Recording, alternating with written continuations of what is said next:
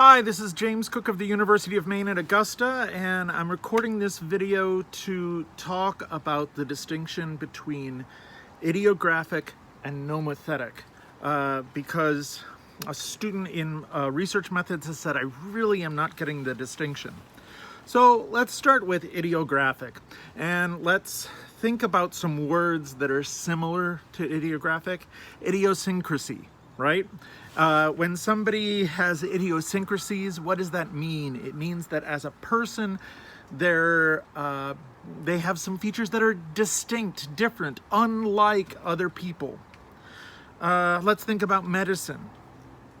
When somebody goes to a doctor and the doctor can't figure out exactly why that person is experiencing the symptoms that they are experiencing, they say that the person's symptoms are idiopathic, which means it's for reasons unique to that individual. They don't seem to be following the general pattern.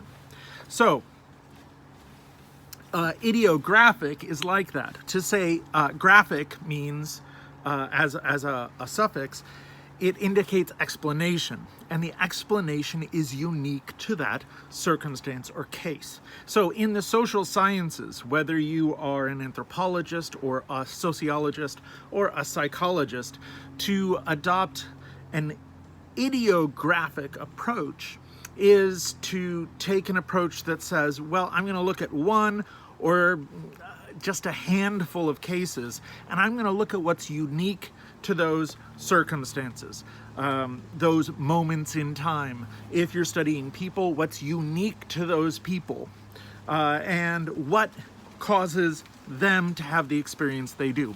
So biography is an idiographic exercise. Most history of particular moments in time is idiographic. It goes into detail about exactly what was happening at a moment in time. A lot of art criticism or a lot of analysis of authors' works, poems, is to understand the author, to understand the painter, to understand the artist, and what they were going through at that moment when they created that work. So, idiographic also starts with an I. Individual starts with an I. You can remember it that way. That kind of explanation in social science is not looking for generalities. It's looking for particulars. So, you know, an idiographic explanation of why am I here, notice it is just talking about one individual, and I could talk about all the biographical details of my life. But if I wanted to take a nomothetic approach, right, notice that the suffix in nomothetic, thesis, it is to make a general claim, a thesis statement about why something happens as a pattern.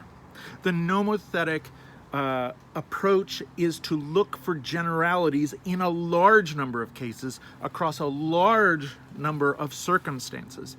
And it is not to look at the particular detailed explanations for why each individual ends up as they do, but for why some kinds of individuals end up in some outcomes and other kinds of individuals end up in others. So a nomothetic approach to the coronavirus, right, would be to say individuals who are over the age of 65, individuals who are morbidly obese, individuals who have breathing problems, right? Like asthma or chronic bronchitis or COPD are likely, more likely once they contract the coronavirus, to encounter serious difficulties as a result and to die. men are more likely. And women, those under the age of 65, those who are not morbidly obese, those who do not have breathing problems, are less likely when they contract the coronavirus to have complications, to have morbidities, which mean lasting injuries, or death.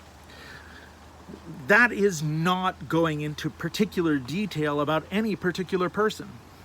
That's the idiographic approach, is to look at the particularities of how someone got the virus. You know, Daisy shook hands with Aunt May, who had been licking an ice cream cone with George the night before. That's idiographic. Nomothetic is to say men are more likely than women to have difficult a path, the old rather than the young, the obese rather than the non-obese. Generalities.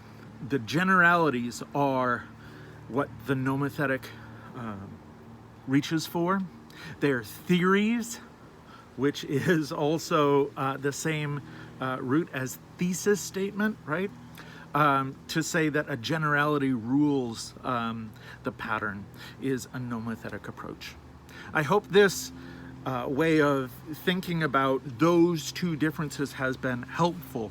This is a distinction that is not made only in the social sciences, but really broadly in the whole philosophy of knowledge called epistemology, right? And it comes from this tradition started by Immanuel Kant, and his followers came up with this distinction between looking at particularities, idiographic, versus looking at generalities, nomothetic. It's really important when you think about the kind of strategy you're going to engage in as a researcher to understand what kind of approach you want to take. In my own research, to wrap this up, I worked with Christy Taylor to publish a piece in Sociological Perspectives that was idiographic, and that was called How Cable Captured Cities and Cornered Congress. And it was about the particular historical moment when cable companies, the cable TV companies, were trying to change the regulatory environment.